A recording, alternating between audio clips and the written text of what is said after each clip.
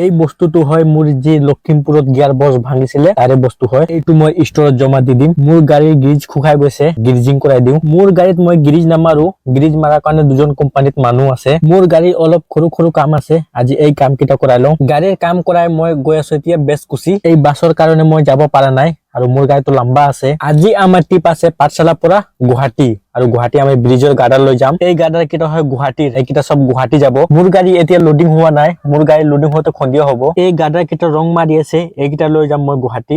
এক ট্ৰিপত মই 3টা ল'ম আৰু মোৰ গাড়ী ইহঁতে লোড কৰে। এটা গাৰ্ডাৰৰ ৱেট আছে 11 টন 12 টন আছে।